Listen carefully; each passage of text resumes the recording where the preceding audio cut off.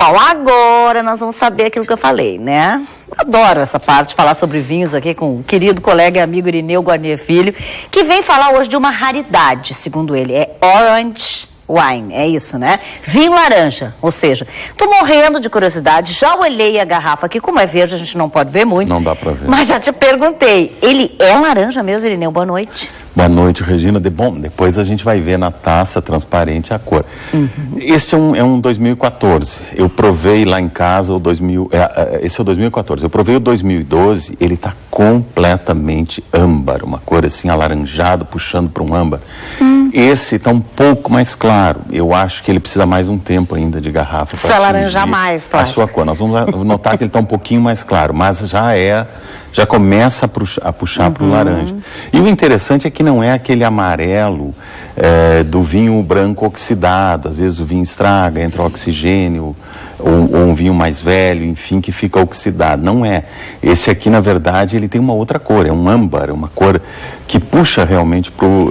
Mas o que tem de especial nesse vinho? Na verdade, se a gente for ver, esse é um Quinta da Figueira, Garapuvu, feito em Florianópolis, elaborado em Florianópolis, e ele é um Chardonnay. É uma uva muito conhecida, que a gente está acostumado a beber Chardonnay, sempre é clarinho, amarelinho e tal. O que dá cor ao vinho, Regina, é a casca da uva, né? Esse não é um vinho tinto, não é um vinho rosé, não é um vinho branco. Por quê? Porque normalmente o vinho branco, ele é fermentado sem cascas. Você prensa, separa as cascas e fermenta o suco. No tinto é o contrário, você prensa e fermenta o suco junto com a casca. Os pigmentos da casca vão dar cor ao vinho. No rosé você deixa um pouquinho só em contato com as cascas. Ele vai pegar uma leve corzinha. Aqui o branco é fermentado com as cascas, o que não é comum, não é usual, não se faz isso. De uns tempos para cá, alguns produtores na Europa, principalmente, começaram a fazer essas experiências, inclusive em ânforas de barro e tal, e começaram a fermentar branco com casca. E aí deu essa maravilha que eu acho que é o vinho laranja. Além isso muda alguma coisa de sabor? Isso exatamente. Não é só a cor que muda, ele muda também o sabor do vinho, os aromas do vinho. A gente vai ver que ele é um Chardonnay, um branco, mas ele tem muito mais estrutura, ele tem mais corpo, ele tem aromas diferentes daqueles frutados, tipo abacaxi, cítrico, um pouco de banana, que tem um pouco no Chardonnay. Aqui a gente vai encontrar outros aromas, uns aromas mais intensos, aromas de romã, de pêssego, damasco seco, aromas bem diferenciados. Eu vou servindo aqui para a gente ter uma ideia, poder ir falando e comentando.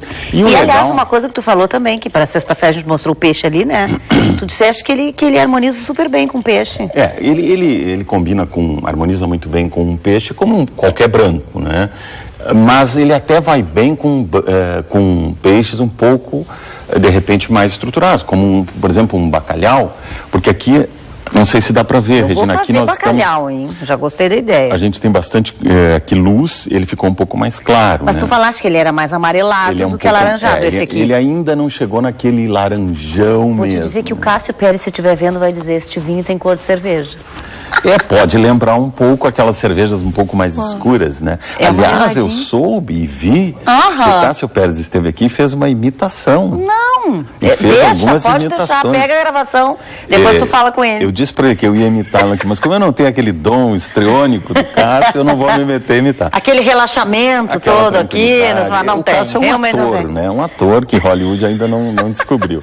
Mas eu vou dizer apenas o seguinte, o Cássio é um grande amigo, conheço ele há muito tempo, desde o tempo em que ele tomava cerveja de latinha, cerveja industrial de latinha. Bom, gente, agora acabou tudo, né? Eu acho que a gente... Desde aquele tempo. Eu acho que nós vamos ter que promover o encontro agora para ver a guerra, né? Fazer o tirateima, né? Mas, Regina, voltando ao vinho laranja, já deu para ver que ele tem uma cor bem diferente daquele Chardonnay tradicional. Forte, né? O nariz é bem potente e a gente sente outros aromas aqui no nariz, né? que não apenas aqueles assim mais cítricos, mais florais, mais aquele toque mineral. Aqui a gente já percebe aromas de um vinho com mais estrutura. Ele é um vinho que está puxando bem aqui para o vermelho. Eu achei, de longe assim, eu estava aqui, já estava sentindo. Exatamente. E não é oxidação, não é aquela coisa de vinho estragado, de vinho velho. Ele é intencionalmente produzido para chegar nessa cor e vai ficar um pouco mais escuro ainda. É um aroma forte e gostoso, vamos deixar claro. Né? Aroma forte, mas muito gostoso. Que lembra pêssego, lembra o damasco, né? Romã até aparece aqui. E o interessante é que é um vinho de garagem, é um vinho feito em quantidades muito pequenas. Sabe que esses dias me perguntaram por que tu fazes esse movimento e se isso tem um tempo determinado para fazer? Não, a gente dá uma giradinha aqui, ó, porque as substâncias voláteis do vinho, que se volatizam rapidamente, elas sobem, se desprendem do líquido e sobem, para a gente poder senti-las no nariz. Nós vamos sentir essas partículas, essas moléculas de odor no nariz. Quando a gente faz isso aqui, elas giram. Aqui eu fico fazendo uma posição horrível, eu não consigo fazer girar. Mas assim, quando a gente faz esse leve movimento, ele vai desprender melhor os seus aromas. Temos uma taça Mas não precisa ser muito tempo, ou seja... Não, algumas voltinhas assim, só para ele liberar os seus aromas. Inclusive, o primeiro nariz que a gente chama é sem girar, né? Primeiro a gente experimenta. Antes de experimentar, vou só te dizer o seguinte, estão te aprontando. Pediram para a gente rodar o Cássio te imitando. Muito bem, muito bem. Eu imaginei que... Olha lá. Como é terroir, tu comparaste o Irineu ao Julio Iglesias, é isso? É o Julio Iglesias que põe a mão aqui. Não, mas é que o Irineu é um gentleman, é um homem elegante. Então o Irineu fala assim, Cassinho, sabes como é? O vinho que tem o terroir da região do Chile é maravilhoso, ele tem notas florais. Eu já sou uma coisa mais solta, uma coisa mais... Não, mas nós queremos saber se a bebida. Por que tu está falando de vinho de cevada? Vinho de cevada, barley wine. Na verdade, a gente vai fazer uma pequena introdução. Agora tu entendeste o que aconteceu. Nós dois temos nos puxado, né? Vinho laranja, vinho de cevada. Como é que é cevada? Cerveja de vinho? Como é que é? Cevada de vinho, acho que era, né? Acho que é isso que ele falou. Vinho de cevada, acho que é. Não, estão se puxando mesmo. Estão se puxando, né, Regina? Não, mas não era... Tu viu que ele te imitou, mas falou que tu é um cara elegante e tal. E ele imita muito bem, eu acho que... Ele imita muito bem, pronto, agora vai se sentir também, vai se achar. O cinema e o teatro brasileiro estão perdendo um grande ator, né? Tá bem, vamos voltar. Mas eu acho que ainda como ator ele é um bom cervejeiro. Né? Acho melhor ficar lá, né?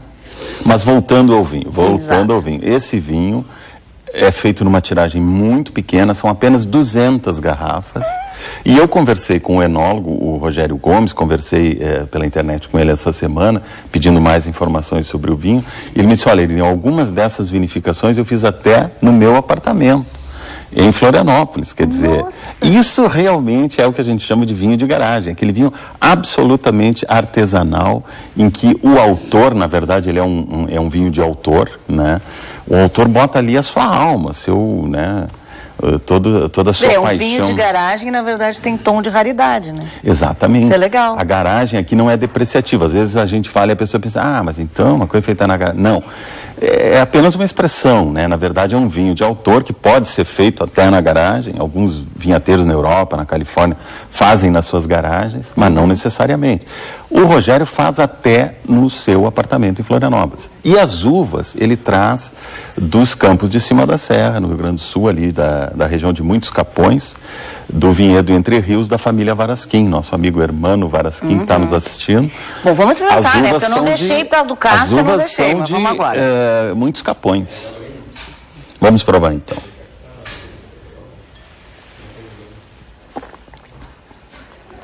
Em boca você vê que ele tem uma acidez ainda intensa. Mas engraçado que ele dizia isso, que eu achei ele menos ácido até do que muitos outros vinhos brancos. É uma acidez média-alta, segundo o Rogério, que é o enólogo que faz o vinho. Na verdade, não é uma acidez muito alta. Esse aqui tem um pouco mais de acidez do que o 2012, que eu provei que é mais baixo. Esse tem um pouco mais de acidez. Média para alta, 7,3 gramas por litro, alguma coisa assim. E em boca ele é muito gostoso, assim. E tem um toque, Regina, não sei se você percebe, um toque de mel, que está um pouco no nariz e um pouco na boca, assim. Não, é muito gostoso, a gente sente uma nota de mel.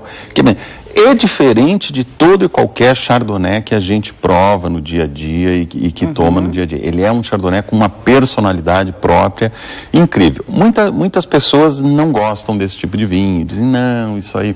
Mas existem grandes vinhos da Borgonha, por exemplo. Mas de novo, eu acho que é um vinho feminino, assim. Eu, pelo menos, gostei muito. Sim, é um vinho com estrutura, mas um vinho ainda muito delicado, um vinho, né? A Borgonha tem alguns brancos famosos, Montrachet, outros vinhos que são brancos, que se bebem com 10, 15 anos, vinhos envelhecidos, e eles vão ficando também com uma cor mais, só que não chega ao laranja. Mas os Montrachet, alguns mais antigos e tal, os brancos adquirem um pouco essa cor tão bonita que a gente gosta. Para Semana Santa, eu acho que é uma dica também. Justo o que eu ia falar agora. Que eu queria dizer isso, porque a gente falou desse aqui, né, que pode ser uma boa sugestão. Sim. Eu queria que tu falasse um pouquinho disso, assim, porque as pessoas sempre escolhem, tem que escolher, né, bacalhau, enfim, que é um pouco mais forte, um peixe mais leve e tal. Sugestões, assim, de vinhos, de uvas legais aí. Eu acho assim, se for um peixe mais delicado, for fazer um peixinho grelhado, uma saladinha, uma coisa mais leve, vamos com um vinho mais leve também, né? Vamos com um Chardonnay sem barrica, um Chardonnay fresco, mineral. Se for importado, um Chablis, de repente, que é um Chardonnay da Borgonha, um vinho mais leve, um vinho mais mineral, mais fresco. Se vai fazer um peixe com mais temperado, com mais estrutura, um peixe de carne mais consistente, pode usar aí também um Chardonnay já mais untuoso, ou com um pouco mais de álcool, um Chardonnay americano, um Chardonnay barricado. Ou então, se encontrar no mercado, mas é difícil encontrar um vinho laranja. Os vinhos que a gente encontra no mercado hoje no Brasil estão em torno de R$400. São raridades, os italianos importados que chegam aqui. Eu aconselharia aí, então, se for digamos, um bacalhau, pode ser... O bacalhau é bem forte. Pode ser um rosé e pode ser até um tinto. Por que não? Eu ia te perguntar isso, porque eu falei que a minha mãe, por exemplo, adora, só toma vinho tinto. E provavelmente vai querer um vinho tinto. E vai fazer um bacalhau. Exato. Então, eu recomendo para ela um Pinot Noir. Um Pinot Noir é um Gamay, por exemplo, é uma combinação muito boa com um peixe. O bacalhau suporta até um mais intenso, um Carmenère, um Merlot, né? Se não for um vinho muito barricado, muito alcoólico, ele vai harmonizar bem, dependendo um pouco dos complementos, dos temperos, do que for usado. Então não tem essa história de que, por exemplo, o peixe tem que ser com... Não, essas regras elas existem há séculos, enfim, mas elas não podem ser assim seguidas ao pé da letra, né? Elas comportam algumas variações, algumas flexibilizações. Por exemplo, com o peixe, tem que ser branco. Não, necessariamente não. Tem que saber escolher. Um tinto com menos tanino, o tanino não vai brigar com o iodo do peixe, que dá aquele gosto metálico na boca. Dá para fazer essas brincadeiras aí. Antes da gente dar o tintim aqui, o Tudo Mais de hoje fica por aqui. Amanhã o programa está de volta. Eu não vou estar, mas o programa vai estar aqui. Nós vamos falar aí de como armazenar os ovos de Páscoa e qual a quantidade ideal para a gurizada, né? E os chocolatras também não passarem mal. Cláudio Brito já está chegando com conversas cruzadas.